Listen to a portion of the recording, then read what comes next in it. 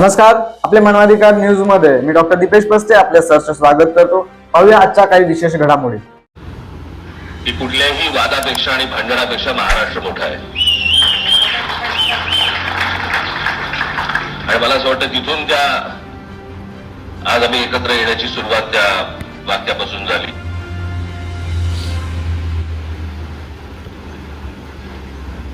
कोण किती जागा लढवणार, आकडा काय हा नाही सांगणार तुम्हाला।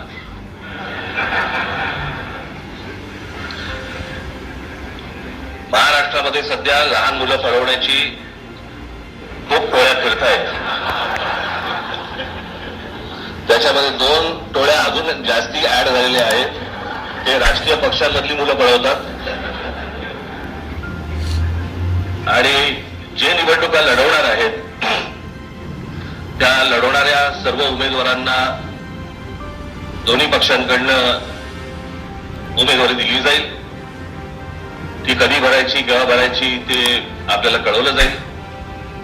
आज फक्त आपल्या समोर एकच गोष्ट मी आपल्याला सांगू इच्छितो की बरेच दिवस याची प्रतीक्षा महाराष्ट्र करत होता।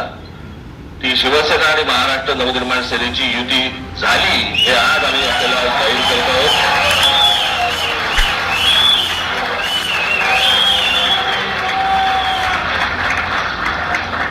धन्यवाद।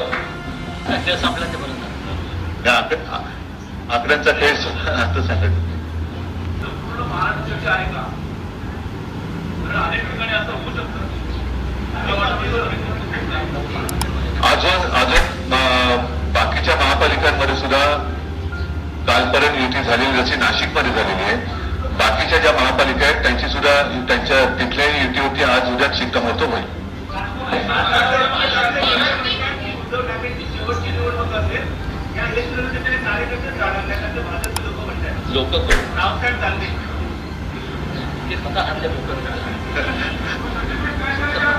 त्यांच्यावरती प्रतिक्रिया देण्याच्या तरी पातळीचे राहिलेत का ते? त्याने त्यांच्या पक्षात सुद्धा कोण विचारत नाही। मला असं वाटतं की उत्तरं देवांना द्यावीत, दानवांना नाही।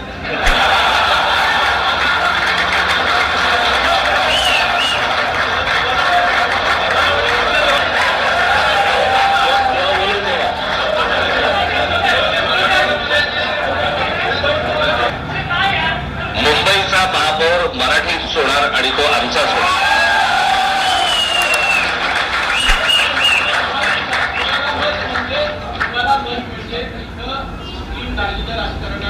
मला असं वाटतं की एक मुख्यमंत्र्यांचा व्हिडिओ पण फिरतो ज्याच्यामध्ये ते अल्ला हाफिज असं बोलले आहेत, बरोबर ना?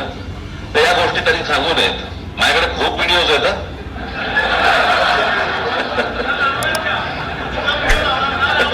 काय ते काय बोलतात त्याच्यावरती माझे व्हिडिओ तयार असतील।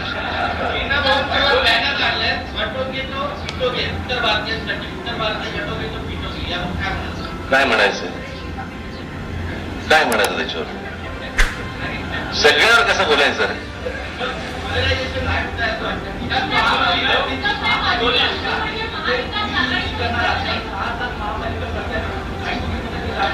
मला असं वाटतं आज मुंबईचं मी तुमच्या समोर आम्ही जाहीर करत आहोत आणि बाकीच्या जशा अशा होतील तशा तुम्हाला कळवलं जातं।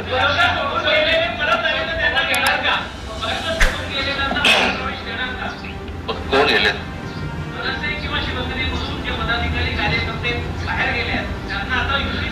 येऊ तर देत पहिलं। ते जरतर वरतीच खूप असतं सगळं।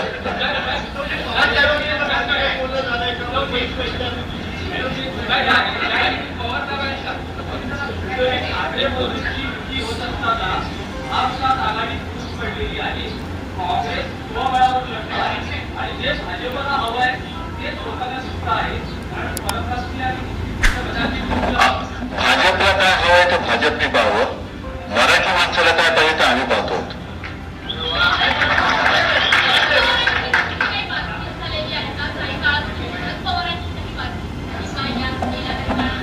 चर्चा सुरू आहे, बघू त्यांच्यात जाहीर केलेली आहे शिवसेना आणि महाराष्ट्र नवनिर्माण सेना।